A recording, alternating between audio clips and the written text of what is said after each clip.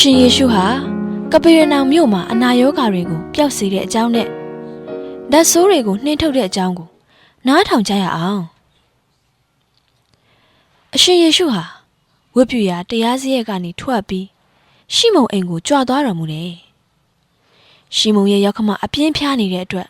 တက်တာပျောက်ကင်းစီဖို့ကိုရော့စီမှာတောင်းဆိုကြတယ်ကိုရော့ဟာအဲ့ဒီအမျိုးသမီးရဲ့အနားမှာရက်ပြီးတော့ဖျားနာနေတာကိုပျောက်ဖို့အမိန်ပေးလိုက်တဲ့အခါအဖျားရောဂါပျောက်သွားတယ်ဒီလိုနဲ့ရှီမုန်ရောက်ခမဟာချက်ချင်းထပြီးသူတို့ကိုအိတ်ဝတ်ပြုတယ်အဲ့ဒီနေ့နေဝင်တဲ့အခါ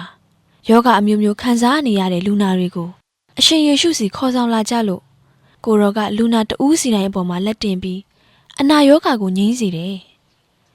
နတ်ဆိုးတွေကကိုရောဟာခရစ်တော်ဆိုတဲ့ဘုရားသခင်ရဲ့သားတော်ဖြစ်တယ်လို့အော်ဟစ်ပြီးလူထဲကနေထွက်သွားကြတယ်အရှင်ယေရှုဟာခရစ်တော်ဖြစ်တယ်ဆိုတာကိုနတ်ဆိုးတွေကသိနေကြလို့ကိုရောကသူတို့ကိုစကားပြောခွင့်မပေးဘူး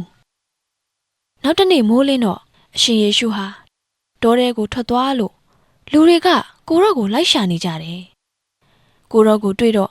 သူတို့စီကနေထွက်မသွားဖို့တောင်းဆိုကြတယ်ဒီအခါမှာကိုရောကဖျားသခင်ရဲ့နိုင်ငံတော်နဲ့ဆိုင်တဲ့ဧဝံဂေလိသတင်းကောင်းတရားကိုတခြားမြို့ရွာတွေမှာငါဟောပြောရအောင်မယ်အဲ့ဒီအတွက်ငါကိုဆေလွတ်တာဖြစ်တယ်လို့ပြောပြီးဂါလိလဲပြည်ဝိပုယတရားစရက်တွေမှာတရားဟောပြောနေတော့တယ်ဒါကတော့ရှင်လုကာအခန်းလေးအပိုက်ငယ်38မှ44အထိဖြစ်ပါတယ်